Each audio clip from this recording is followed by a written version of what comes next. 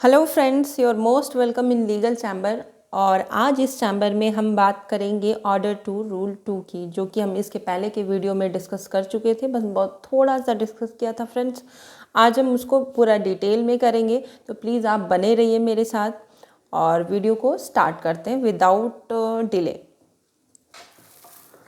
So here it is friends, मैंने एक chart बनाया हुआ है, इससे हम इजीली समझ सकते हैं, क्योंकि बेयर एक्ट की लैंग्वेज तो आप जानते ही हैं किस तरीके की होती है।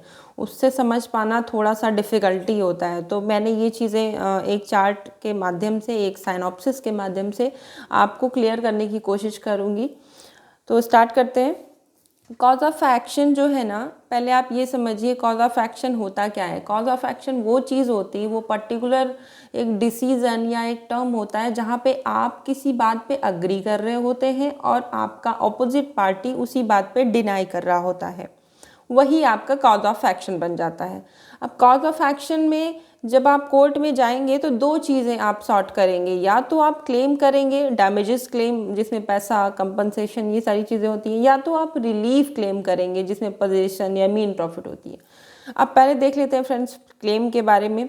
मान लो आपने क्लेम किया, क्लेम में एक तो आपने पूरा क्लेम कर दिया और एक दूसरे में आपने कोई पार्ट ही क्लेम नहीं किया, तो फिर मैटर ही ख़त्म हो गया, सॉल्व हो गया यहीं पे। जब आपको कोई क्लेम ही नहीं चाहिए तो किस बात का सूट।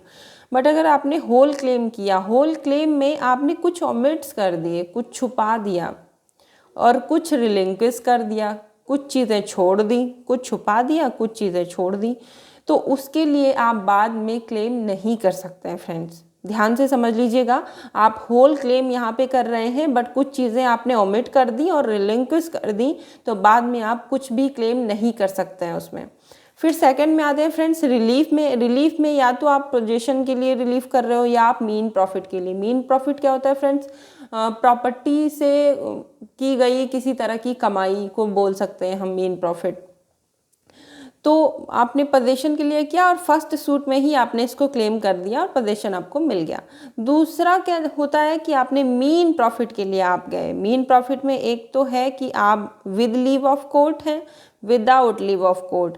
तो विदाउट लीव ऑफ कोर्ट आप रिलीफ नहीं पा सकते मीन प्रॉफिट का, लेकिन कोर्ट के लीव पे आपको रिलीफ मिल सकता है बाद में, क्योंकि ये एड ऑन होता जाता है टाइम टू टाइम। तो हो सकता है आपका केस 2, 3, 4 साल चले, उसके बीच में जितना भी मीन प्रॉफिट होगा तो कोर्ट से आप बाद में क्लेम करेंगे और कोर्ट आपको अपने ऑर्डर के माध्यम से ये आपको दिलाएगी। But without leave of court you can not have this kind of profit.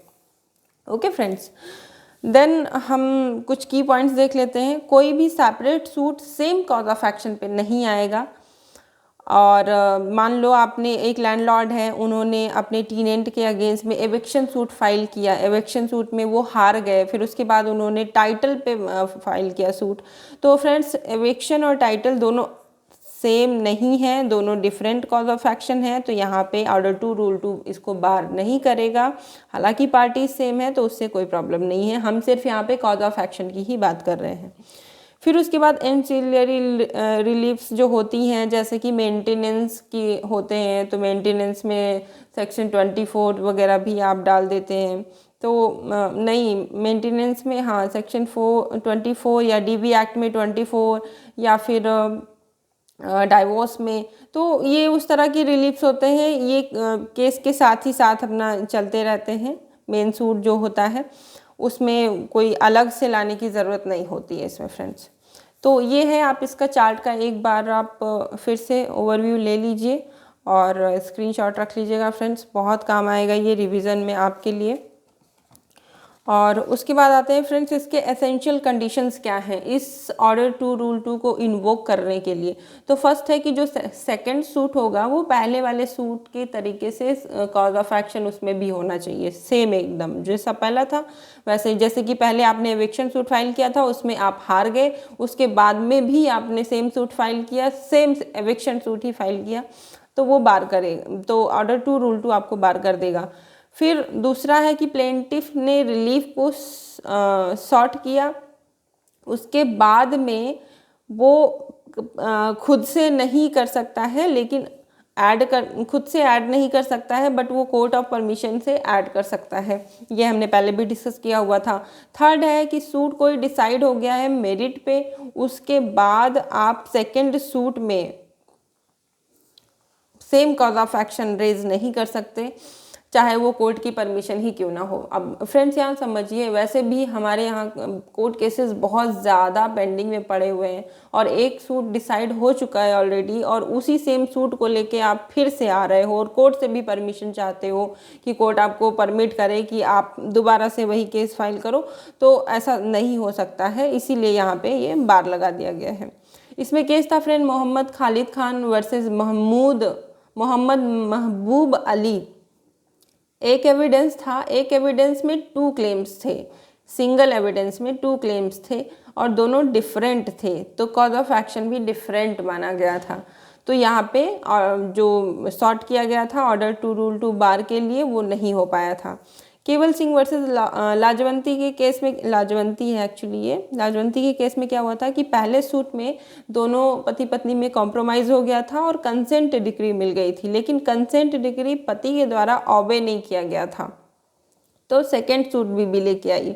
अब सेकेंड सूट वो लेके आई तो वो उसके एग्जीक्यूशन के लिए लेके आई, वो सेम कॉज ऑफ एक्शन नहीं हुआ, वो डिफरेंट हो गया। तो ये इसमें ग्रांट किया गया था फ्रेंड्स। और एग्जाम्पल में हम देख ही लेते हैं कि एक प्लेंटिफ है और एविक्शन, मैंने आपको शायद ये पहले भी बता दिया है, तो आप इसका भी स्क्रीनशॉट ले लीजिए फ्रेंड्स। और अगर आपको वीडियो अच्छी लगी हो तो please like, share and subscribe more, because it will give me strength to make more videos on these topics. So thank you and take care. Bye bye.